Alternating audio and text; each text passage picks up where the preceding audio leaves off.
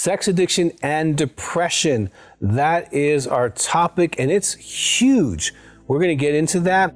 If you have yet to subscribe to our channel and you're watching this, you need to. We have so much help with sexual addiction, or if you're married to a sex addict, there's lots of help for you as well. Now, if you have a question, that's what that box is for. Put it in there, subscribe, have a question. There we go. We want to help you with this. Now, sex addiction is a huge topic, and there's lots of people out there saying things. I'm the president of the American Association for Sex Addiction Therapy. I have been successfully treating sex addicts for almost 40 years in an outpatient capacity. Okay, I have seen at least 5,000 sex addicts, and most of them get better in huge percentages. I have seen 5,000 wives, and the partner betrayal trauma that they've experienced is huge. And we could also do a whole video on partner betrayal trauma and depression, because the scores of women that are married to men who have sex addiction on depression are massive. They suffer tremendous depression. This conversation is about the sex addict. Now, I'm going to take you back early in my career when I was working on my PhD dissertation. This was what I chose to talk about. What I did, and I forget the number of people, of men that we had to fill out the surveys, and they fill out a sexual addiction test to show that they were sex addicts. And then they filled out the Beck's depression inventory, which is a very common measurement. You can find it online. It's a handful of questions, and it tells you if you're depressed. And so what was interesting was that the number was in the 80+ percentile of men who are sex addicts who suffer from depression. Now, I will quantify this in two different ways. The first is some are depressed because of their sexual addiction.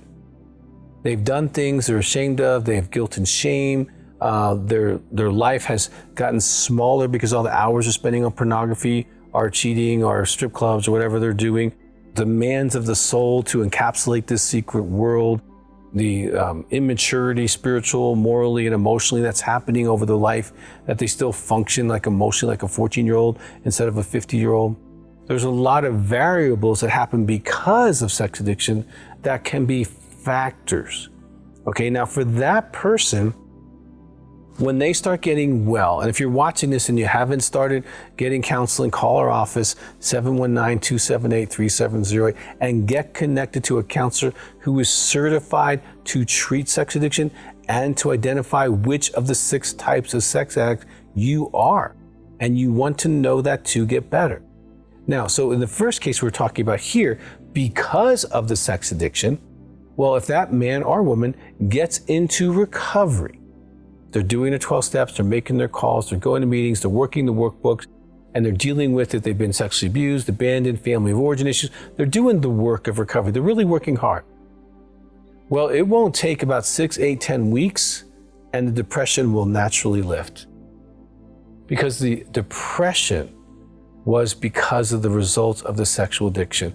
So let's define depression so that you, if you're watching this, you're not a clinician, you're not a psychologist, and you might not know what all the symptoms are. You just know that you don't feel good.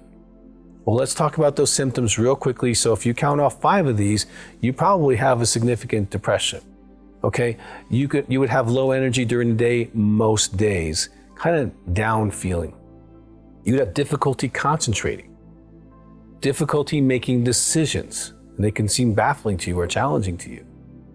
You could have sleep issues on both ways. You want to stay asleep a lot, you can't sleep, or you have difficulty sleeping. Same with weight.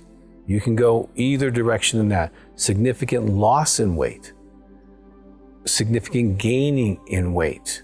Okay, you could have suicidal thoughts, and it could be as simple as just wishing you didn't wake up. It might not be where you have a plan, but if you have a plan, call 911. Get serious help with that.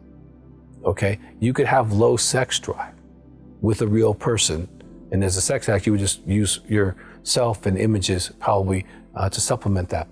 But these are some of the factors that have to do with depression. And if you have those, you can. There's lots of tests on the internet. You can take that, or if you call one of our counselors, get an appointment. They can assess you for that as well. But the person who has depression because of their behavior, because of their addiction, really it clears up relatively quickly. And so a lot of times if someone's really depressed, when I do my assessment, I go, oh yeah, you got depression and sex addiction. Well, I don't know which came first, the chicken or the egg here. So here I tell them the same story I'm telling you. Hey, this is, if it's significant, I say, here, make an appointment with your psychiatrist in 8 weeks. Find a psychiatrist, not just your GP, which is your general physician, okay, general practitioner, but a psychiatrist, because if you got this, we want to monitor it really carefully. Make an appointment 8 to 10 weeks from now. If it gets really worse after you start recovery, move that appointment up and get seen right away, because you are depressed in a different reason. Now, if it starts getting better and better and better, as you get to 8 weeks and you're not feeling depressed at all and you're feeling really good, cancel the appointment. Now, if you're depressed and you've been using sex addiction to help you with depression, now I know that sounds oxymoronic because it's like an alcoholic. Alcohol's a depressant. So if you're drinking alcohol for your depression, you're going to get more depressed. Well, the same is true with sex addiction. Okay, you get this endogenous opiate release when you act out sexually with yourself or others or object, and you feel better immediately because you get this chemical rush.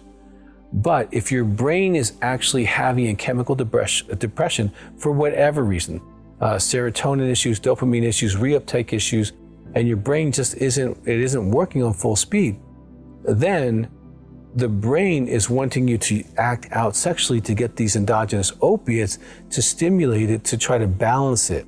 And you could have been doing this since 12 years old. You could have masturbated thousands of times to help to monitor the depression. So this person, if they are chemically depressed, then what happens is when they start getting sober, they get more depressed. It gets worse. Now, I'm not talking about withdrawals in the first 30 days. That's kind of moodiness, irritability, that kind of stuff. This is like, man, I'm feeling bad, like really worse bad.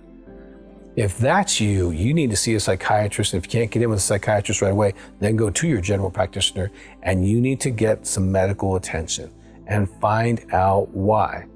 And some people do the natural stuff. If this is you, you're probably gonna need more than natural stuff, okay?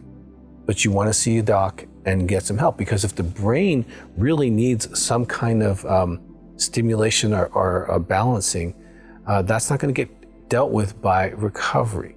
Now, in our office at Heart to Heart Counseling Center, we do have neuromodulation that if the brain has been traumatized, and if you're an addict, you've traumatized your brain probably, and it can help the brain become neuroplastic again and work together again. That's another natural approach, because you're just here for 5 days, you're listening to sounds, it's balancing your brain out. I've done it several times, it's fantastic. I never sleep better, my concentration's amazing. I do it to sharpen myself, and it's been great. But this is something that you can also do before you try meds and see if that works. If you do need meds, you need meds, and that's just something you'll have to adjust to. But the depression, if it's getting worse after you start recovery, you need to treat both the depression separately and the sexual addiction. And if you're treating both at the same time, that is your best approach. And if you need help with that, we really want you to call Heart to Heart Counseling Center here in Colorado Springs, do a phone session, get started, get in some groups, get your recovery going with someone who really has been certified, okay? They've been certified, they went through like the 45-hour course, they went through 6 months or more supervision. If we're referring them to you in our office, they have years of experience working with this, whether they're a counselor or a coach. We want you to not be depressed. We want you to be well. We want you to enjoy life. I'm a recovering sex addict. I've been sober now for close to 40 years. I think I'm on year 39. And so you can live the rest of your life free. And if you have depression, you can live a better life if you know how to treat what it is. So do that for yourself so that you can live the best life possible.